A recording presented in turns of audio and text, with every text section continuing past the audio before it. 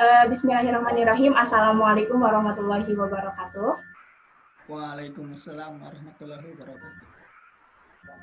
Teman-teman, kembali lagi dalam podcast sharing bareng yang dikelola oleh Badan Eksekutif Himpunan Mahasiswa Akuntansi Fakultas Ekonomi dan Bisnis Universitas Siliwangi.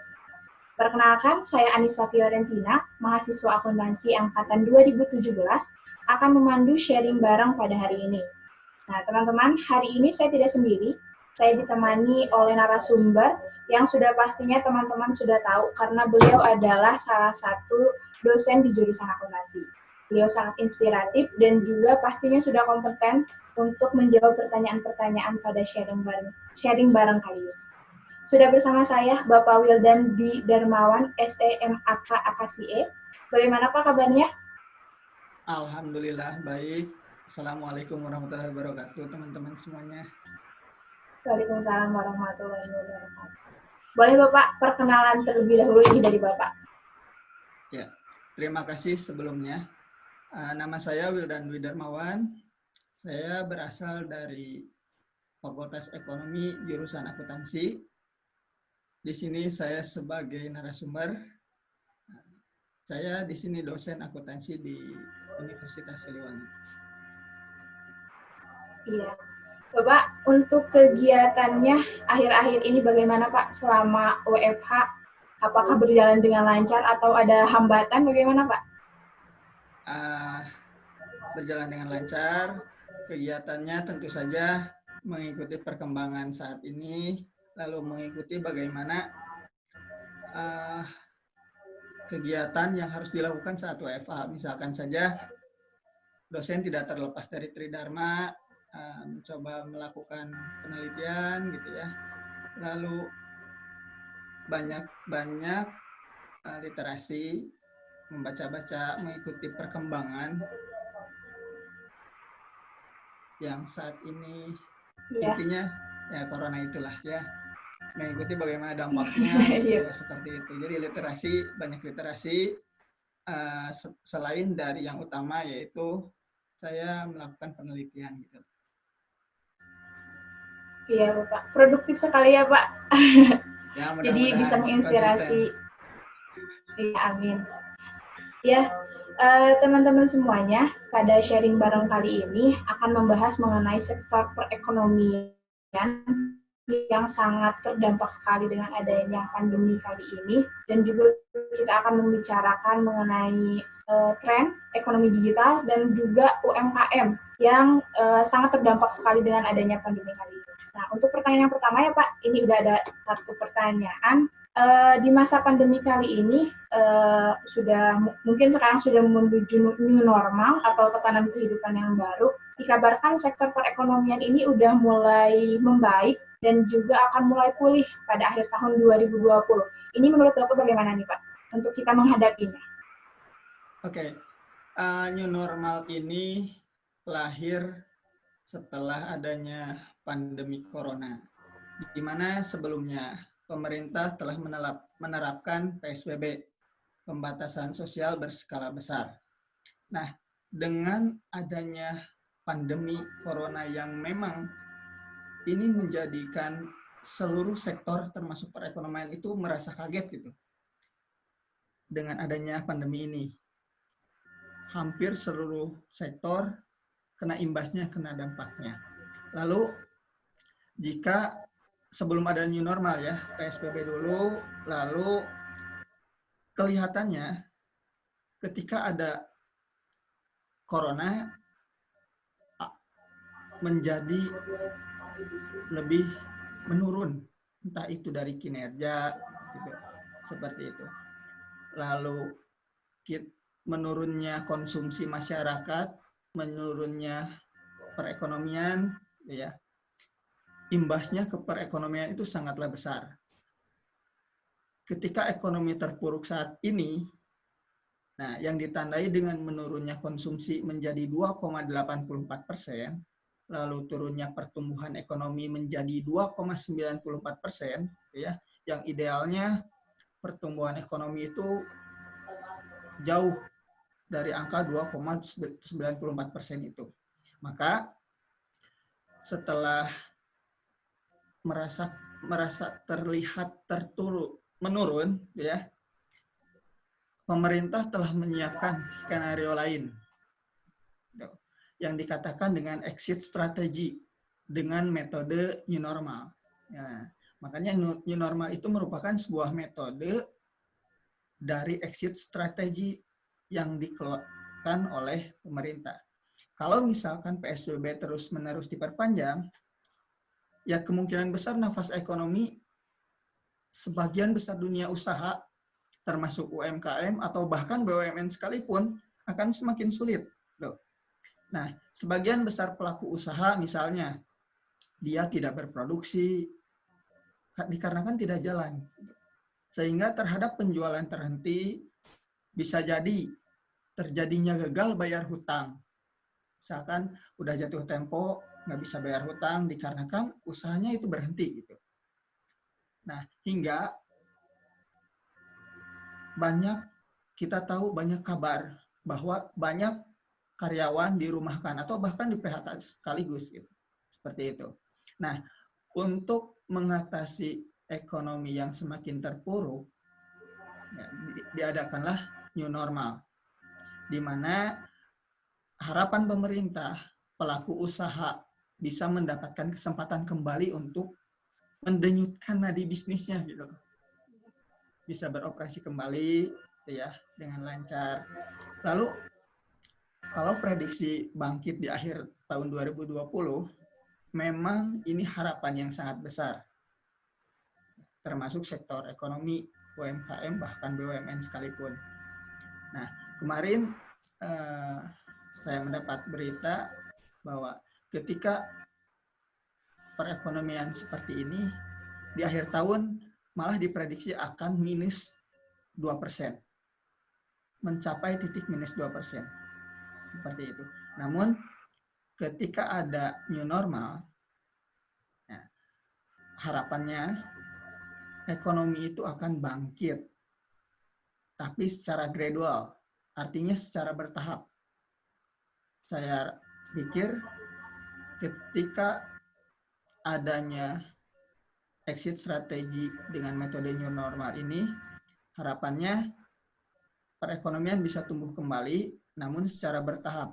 Kalau untuk 100% langsung bangkit, agak susah. Ya gitu, agak ragu kalau saya gitu. Dikarenakan dampaknya itu sistemik dan berkepanjangan. Mungkin jangka panjang dan jangka menengah ekonomi akan tumbuh 100% gitu. Jadi untuk bangkit di akhir tahun bisa bangkit, namun secara bertahap. Seperti itu. Harapannya pun seperti itu. Jadi adanya new normal ini, intinya ekonomi diupayakan bergerak secara bertahap, tumbuh, usaha bisa beroperasi sambil menjalankan metode new normal dengan ketat. Jadi di samping usaha berjalan, kesehatan pun jangan dikesampingkan. Gitu. Harapannya usaha berjalan, kesehatan tetap diprioritaskan. Namun, ada beberapa hal yang memang harus diperhatikan. Antara lain, penegakan hukum atau law enforcement yang diberlakukan secara tegas dan konsisten. Kalau ada yang melanggar new normal tadi. Seperti itu. Lalu, protokol dan regulasi terkait new normal ini sebaiknya ditaati dan diawasi secara ketat agar perekonomian bisa bangkit dan kesehatan tetap terjaga seperti itu. Iya, benar ya Pak, sangat menurun sekali. Sekarang 2,94 ya Pak tadi kata Bapak. Iya. Padahal di kuartal pertama itu udah mencapai 2,97. Berarti memang sangat terpengaruh sekali gitu ya Pak dengan adanya pandemi kali ini. Iya. Untuk ekonomi pasca pandemi, ini pasti menimbulkan banyak sekali tantangannya. Seperti itu ya Pak. Nah, dan sekarang sudah mulai ada tren bisnis yang secara berkembang dengan pesat di dalam situasi yang seperti ini. yaitu ekonomi digital, seperti kehadirannya e-commerce, marketplace, dan sebagainya, itu katanya membantu dalam perekonomian, sektor perekonomian untuk bisa terus tumbuh. Nah, ini bagaimana nih Pak untuk memanfaatkan kehadiran teknologi ini dengan baik dan maksimal? Ya, mengenai ekonomi pasca pandemi ini, jelas ya menimbulkan tantangan. Ini diakui oleh Kementerian Keuangan, seperti itu. Kementerian Koperasi dan UMKM juga seperti itu. Ada beberapa tantangan yang memang akan dihadapi, ya, yang berkaitan dengan era digital ekonomi untuk sektor usaha. Yang pertama, tantangannya secara umum, tantangan di era digital ekonomi itu infrastruktur yang belum merata, akses internet belum merata sampai ke pelosok Indonesia. Yang kedua, keamanan transaksi dan data pribadi. Masih banyak orang yang memanfaatkan e-commerce, marketplace, atau media online lainnya, ada yang masih tertipu. Entah itu dari spesifikasi barang dan lain sebagainya. Ya. Nah, yang ketiga ada segi logistik. Ada sebagian kecil gitu ya, yang masih mempermasalahkan mengenai wah ini tidak sampai sesuai dengan harapan, gitu ya, atau bahkan barangnya tidak sampai di tangan konsumen. Ya. Nah, yang keempat, tantangan di era ekonomi digital ini yaitu daya saing produk impor, di mana produk lokal lebih baik memenangkan daya saing daripada produk luar negeri asing. Salah satunya dengan kreatif dan inovatif. Ini saya berbicara mengenai tantangannya dulu. Namun banyak sekali manfaatnya ya teknologi ini. Apalagi saat pandemi corona, di mana hasil riset menunjukkan bahwa terjadi perubahan yang drastis pada rutinitas harian masyarakat, di mana riset ini menghasilkan perilaku konsumen yang baru, beralihnya aktivitas, beralihnya belanja ke belanja online. Yang tadinya sering tatap muka, sekarang online. Lalu, yang selanjutnya, penggunaan aplikasi belanja juga meningkat dengan adanya pandemi corona ini hingga 300%. Berarti 3 kali lipatnya ya kurang lebih. Nah, diprediksi aplikasi belanja yang banyak digunakan ini aplikasi yang dapat memenuhi kebutuhan sehari-hari. Kita kadang-kadang berbelanja online tuh hanya belanja tidak setiap hari, bukan daily activity mungkin, seperti itu. Tapi sekarang di era pandemi corona itu sudah menjadi kebiasaan sehari-hari gitu. Online kadang kalau saya merasakan belanja online itu paling tidak setiap hari, hanya beberapa, ada jeda waktu gitu, paling seminggu sekali atau misalkan sebulan sekali gitu. Nah, ketika ada teknologi ini lalu ada pandemi, kebanyakan orang itu menggunakan, berarti manfaatnya banyak sekali, seperti itu. Itu hasil risetnya yang pertama. Nah, tentunya ini menjadi peluang bagi pelaku usaha untuk memaksimalkan era digital ekonomi dengan baik dan maksimal. Malahan kemarin tips bisnis di tengah pandemi corona ini, bagaimana setiap sektor usaha termasuk UMKM apalagi sudah harus familiar dengan marketplace, ya, dari mulai cara bagaimana menjadi penjual yang baik, seperti itu. Nah, dampaknya apa gitu? Dampaknya ketika ada media online, ya. Salah satu dampaknya itu memperluas akses pasar, termasuk pasar ekspor. Ya, ada plus minusnya di sana. Pasar ekspor kita bisa mengirim kemana saja ke luar negeri, gitu.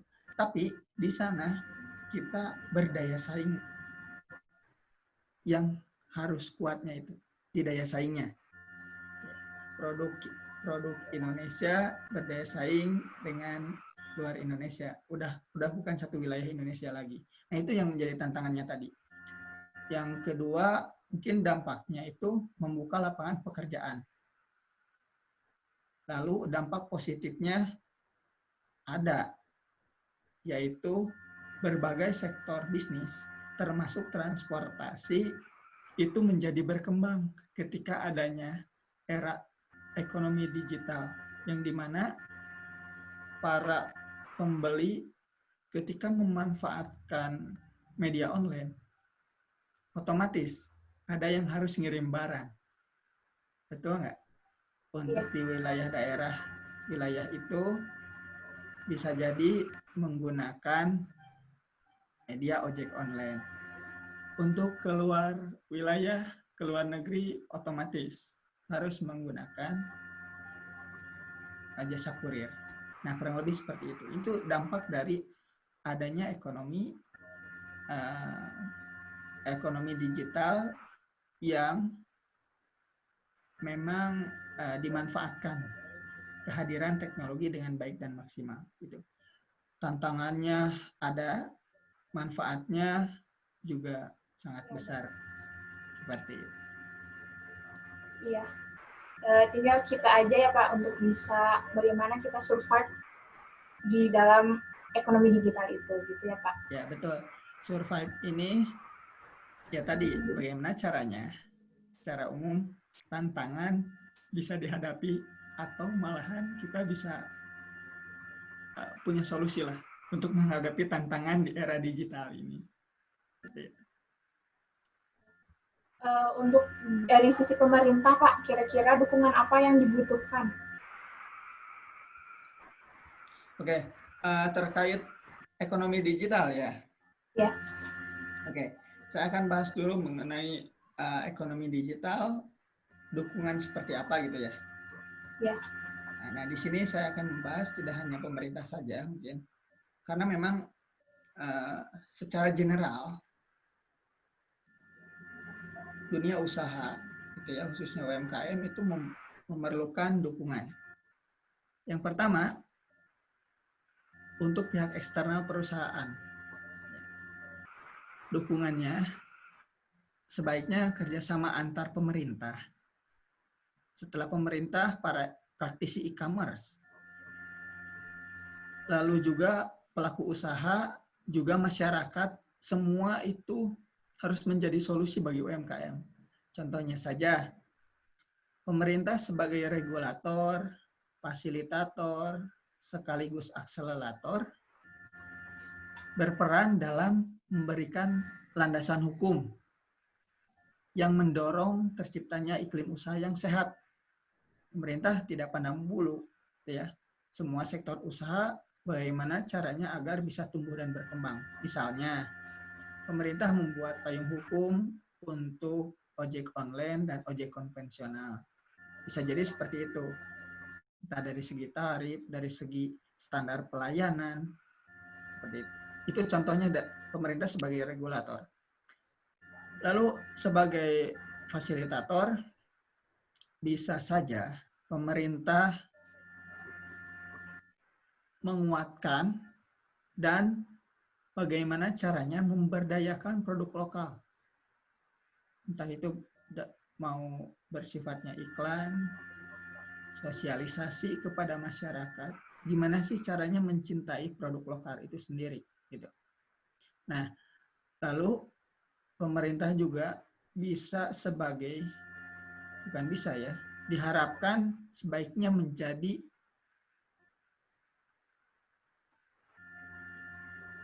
pemerintah yang melindungi konsumennya. Ini udah jelas memang ada mengenai perlindungan konsumen. Seperti itu. Nah, Untuk para praktisi, tadi kan kerjasama antar pemerintah, para praktisi, pelaku usaha, juga dukungan masyarakat. Nah, untuk praktisi sendiri, diharapkan, apalagi saat pandemi corona ini, ternyata yang bertahan itu yang mampu memanfaatkan teknologi digital, media online. Ya, seperti itu.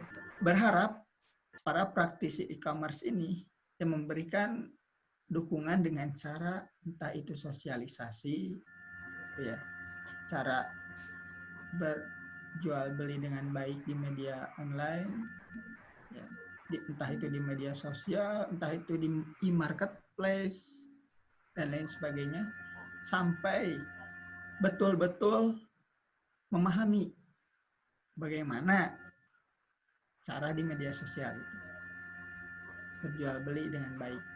Nah, seperti itu mungkin dukungan dari praktisi. Jadi intinya untuk yang setara perusahaan ada kerjasama antar pemerintah, para praktisi e-commerce, pelaku usaha, juga dukungan masyarakat, agar masyarakat ini percaya nih bahwa aman loh kita menggunakan media online ketika transaksi berbelanja, ya seperti itu. Lalu yang tak kalah pentingnya, di internal perusahaannya juga sedikit memberikan kalau saran mungkin ya, di internal perusahaan itu sebaiknya SDM-nya, dari segi SDM, ketika adanya ekonomi digital, ya, berbentuk apapun, jualan apapun, transaksi apapun online, internal perusahaan atau internal dari UMKM, entah itu usaha yang lain, memperbaiki SDM dengan cara bagaimana pelaku usaha ini menguasai teknologi yang nantinya akan berdampak pada kegiatan pendanaan, operasional, pemasaran, seperti itu. Malahan sekarang banyak yang gratis, pemasaran di online, tidak berbayar. Otomatis kan kalau gratis seperti itu, dia mengurangi biaya pemasaran.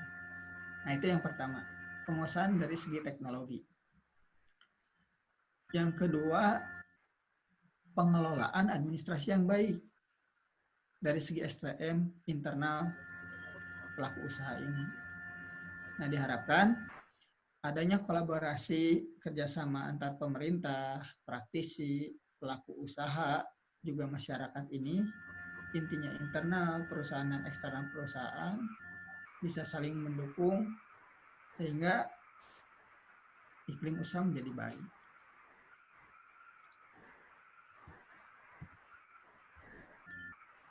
Itu mungkin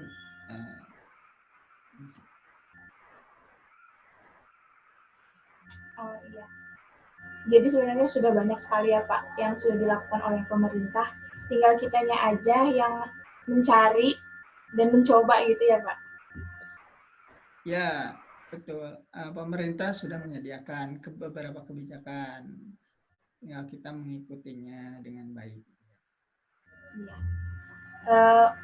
Lalu apa yang perlu disiapkan nih Pak untuk kita mahasiswa baru ataupun mahasiswa pada tingkat akhir untuk bisa mendukung ekosistem ekonomi digital ini gitu Pak?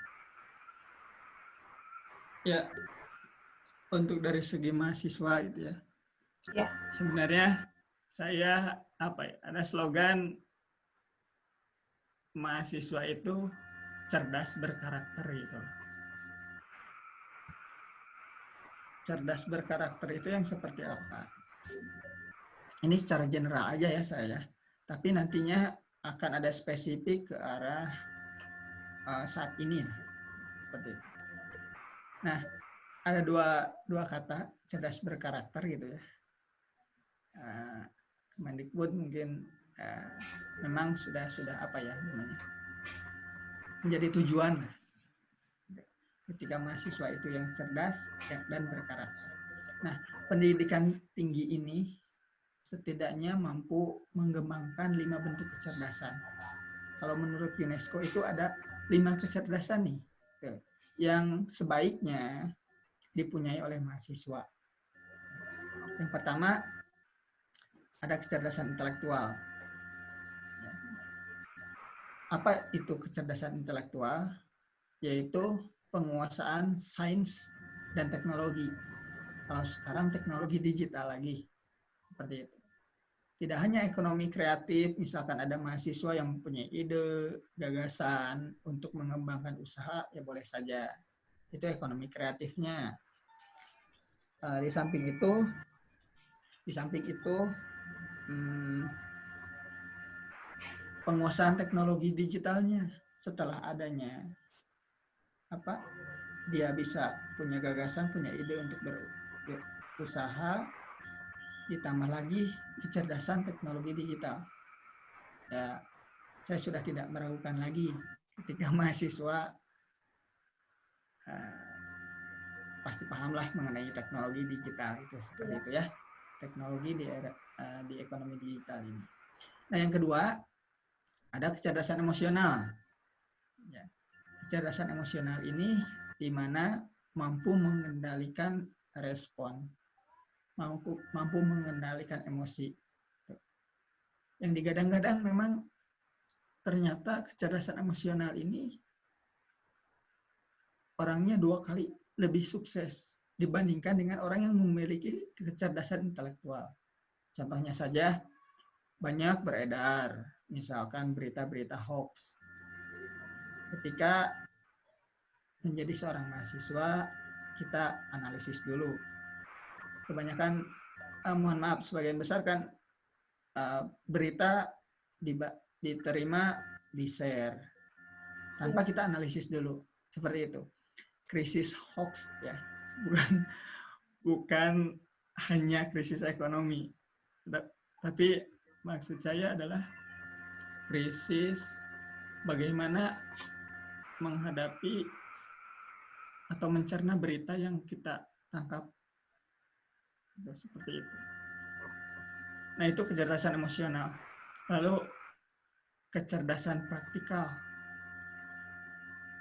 di mana kalau akuntansi, kecerdasan praktikal ini bagiannya ada di sertifikasi profesi pada bidangnya.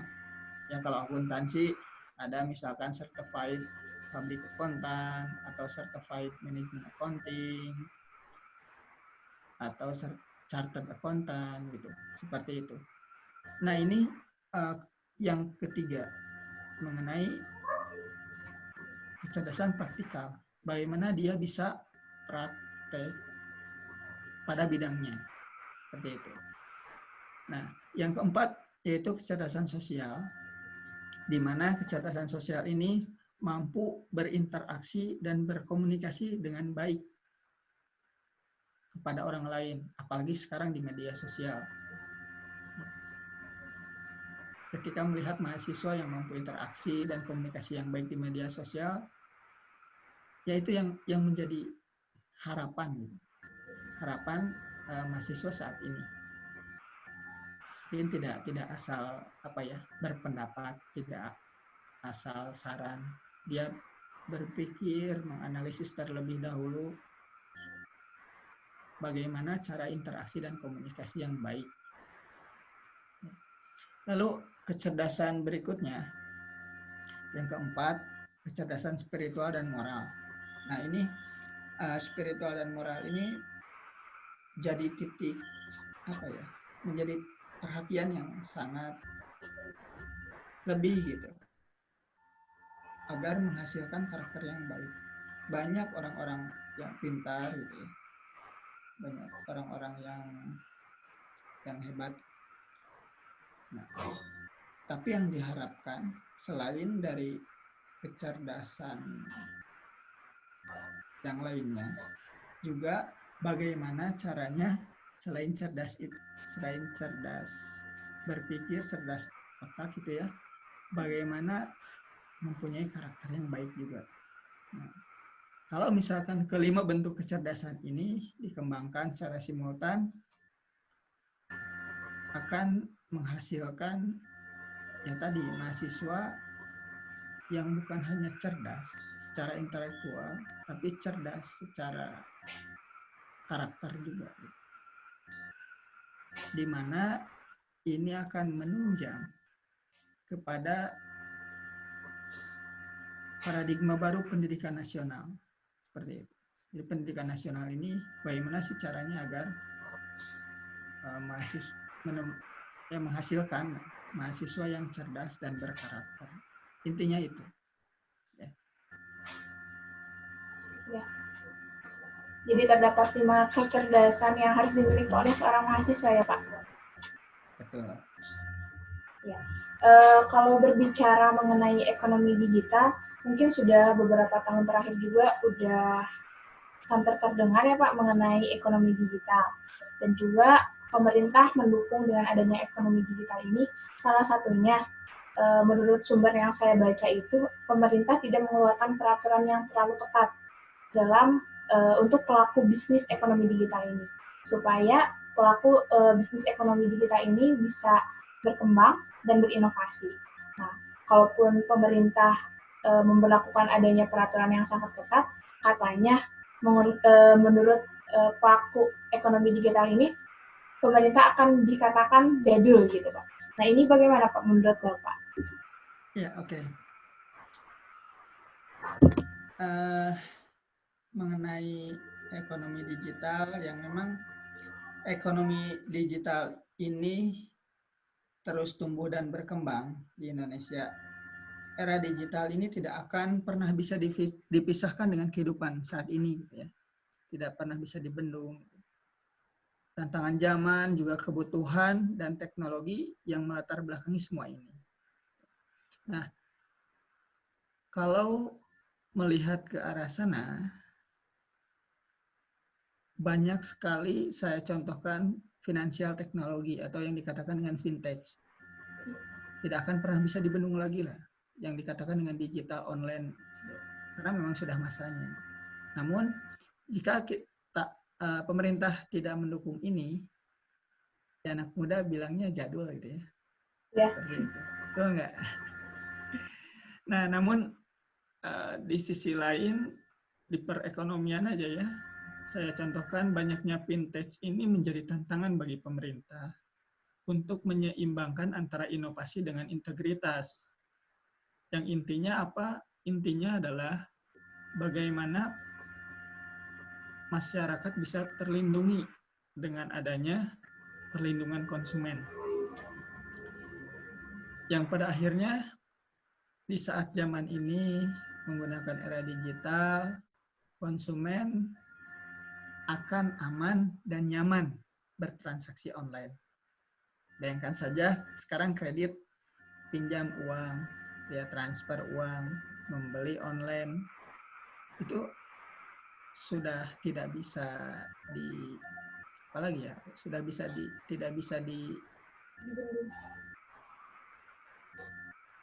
tidak bisa dipungkiri lagi lah, itu ya sudah menjadi kebiasaan sehari-hari. Oleh karenanya, untuk mendukung inovasi keuangan digital, ya, pemerintah ini membuat 5 strategi sebenarnya. Yang bisa saya simpulkan, itu lebih ketatnya, maksud ketat ini ke arah perlindungan konsumen loh.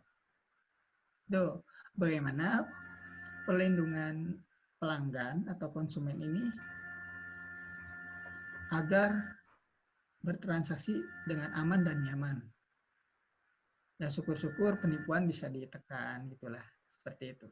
Makanya pemerintah, OJK juga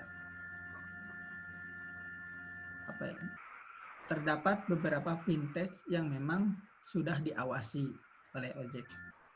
Nah, maksud dari peraturan itu peraturan agar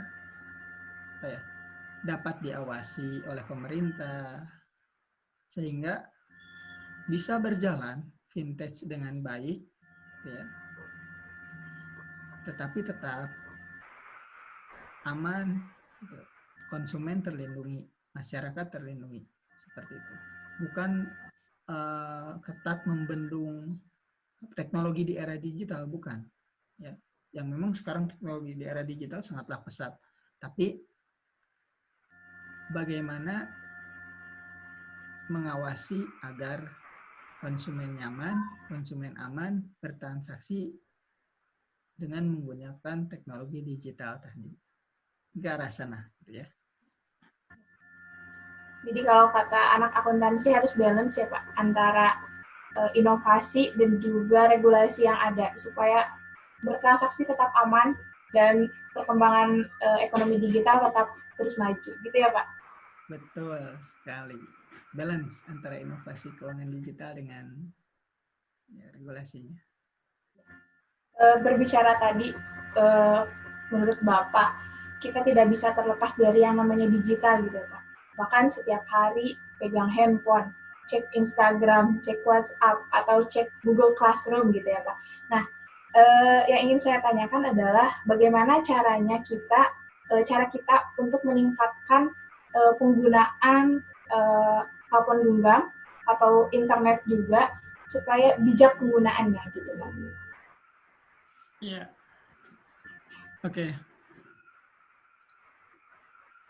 Teknologi itu, kalau yang tadi penggunaan telepon genggam dan internet itu telekomunikasi ya secara umum, itu bagaikan dua mata pisau. Ya. Pisau yang pertama, kalau digunakan oleh koki, jelas akan menghasilkan masakan yang lezat, yang nikmat itulah ya. Tapi kalau misalkan pisau tersebut digunakan oleh, mohon maaf, maling atau pencuri, bisa jadi melukai orang lain. Nah, teknologi juga sama. Memanfaatkan telekomunikasi, memanfaatkan teknologi yang ada juga sama. Tergantung. Ya. Akan menjadi suatu alat untuk membantu kita pada hal yang produktif atau tidak. Misalkan saja mahasiswa memanfaatkan teknologi sarana telekomunikasi sebagai alat kuliah, alat untuk membantu kuliah, kan positif, kan produktif gitu ya. Lalu dari segi era ekonomi digital, ini sangat membantu UMKM yang belum memahami cara, maksudnya ketika ada mahasiswa ya menggunakan vintage, bukan vintage, menggunakan teknologi, dia bisa membantu dari sektor UMKM misalkan yang belum bisa, mahasiswa bisa membantu bagaimana cara menggunakan teknologi yang memang ya kita tahu sendiri di era ekonomi digital tidak semua pelaku usaha mengetahuinya. Sehingga mahasiswa dapat membantu selain untuk alat kuliah, membantu pelaku usaha juga bagaimana caranya agar fasih berteknologi gitu. Seperti itu. Dimana ketika pelaku UMKM menggunakan supaya media online, menggunakan teknologi, itu akan lebih meningkatkan purna jualnya, usahanya, sehingga lebih berkembang. Nah, selain dari memanfaatkan untuk kuliah, juga agar mahasiswa produktif, ya bisa membantu sektor UMKM juga, gitu, seperti itu. Lalu, jika memang ada mahasiswa yang mempunyai ide, gagasan usaha dalam menciptakan ekonomi kreatif, kenapa tidak menggunakan teknologi di era digital ini untuk pemasarannya, untuk administrasinya, sehingga ya usahanya bisa lebih berkembang, bisa lebih rapi. Seperti itu. Makanya ya kembali lagi harus bijak dalam penggunaan media sosial tadi. Jadi pada intinya harus bijak ya Pak? Iya, harus bijak seperti itu. bisa berefek positif ataukah negatif. Ya. Tadi mungkin sudah dibahas sedikit oleh Bapak mengenai UMKM. Kita sudah tahu bahwa UMKM ini memiliki faktor yang sangat besar dan berpengaruh terhadap sektor perekonomian Indonesia. Bahkan juga dijelaskan bahwa UMKM ini adalah salah satu sektor perekonomian yang menyerap tenaga kerja paling banyak. Nah, namun pada pandemi kali ini, UMKM banyak yang mem-PHK para pekerjanya gitu ya Pak. Nah, ini bagaimana tips dan trik dari Bapak supaya UMKM, para pelaku UMKM itu dapat tetap bertahan dan terselamatkan di kondisi yang seperti ini? Iya. Kita tahu bahwa UMKM ini tadi ya berkontribusi besar terhadap perekonomian. Malahan UMKM ini mampu menyerap 96% tenaga kerja. Dia berkontribusi juga ke yang lain, 60% terhadap pendapatan domestik bruto. Seperti itu. Namun ketika pandemi melanda, karyawan UMKM dirumahkan. Yang tadinya mampu menyerap 96% tenaga kerja daripada sektor usaha yang lain gitu ya. Sekarang dirumahkan. Gitu. Otomatis menurun kan? Ya. Menurun dalam serapan tenaga kerja. Setelah menurun, operasinya berhenti. Operasionalnya berhenti. Ya, dia tidak beroperasi. Seperti itu. Nah, triknya adalah kembali lagi kepada exit strategi dengan metode new normal. Ya diharapkan akan bangkit dengan cara apa? Dikarenakan adanya pandemi corona, maka sektor usaha juga berhenti. Nah, ketika berhenti itu supply chain management ya. Dia juga berhenti. Entah itu pasokan bahan baku sampai dengan penjualan sebelum lalu sampai dengan ke tangan konsumen juga berhenti. Betul nggak? Dia tidak beroperasi lagi ya. Makanya supply chain management ini ya dari upstream ini supply bahan baku kepada pelaku produsen berhenti. Internalnya juga yang memproses bahan baku, karyawan juga berhenti. Seperti itu. Downstream-nya juga sama, berkurang atau malah berhenti sama sekali. Artinya adalah seluruh kegiatan dari mulai mendapatkan bahan baku tadi untuk produksi, proses produksinya, dan distribusi barang kepada konsumen, atau penjualannya juga terhenti. Seperti itu. Maka salah satu trik, gitu ya, banyak sekali lah trik-trik yang memang saya pikir meringankan UMKM dari segi keuangan permodalan. Entah itu ada relaksasi dan restrukturisasi gitu ya. Ada kurang lebih 5 vitamin lah kalau disebut vitamin untuk UMKM. Ada relaksasi dan restrukturisasi, lalu ada yang dikasih modal. Dikasih modal apa ya? Istilahnya tuh ada yang mendapatkan gitu ya UMKM, tapi yang memang UMKM yang belum mendapatkan bantuan gitu seperti itu. Nah, trik yang agar sedikit terselamatkan itu adalah bagaimana caranya menjalankan kembali supply chain management dari UMKM. Ya. Ketika supply chain management berjalan, otomatis akan ada proses produksi, akan ada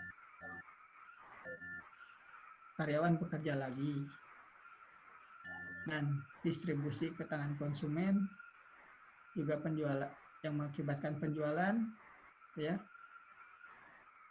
kembali lagi.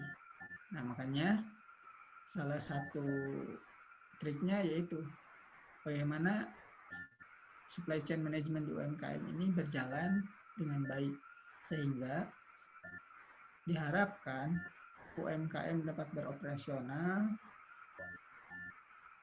karyawannya dapat kembali, ya, penjualannya juga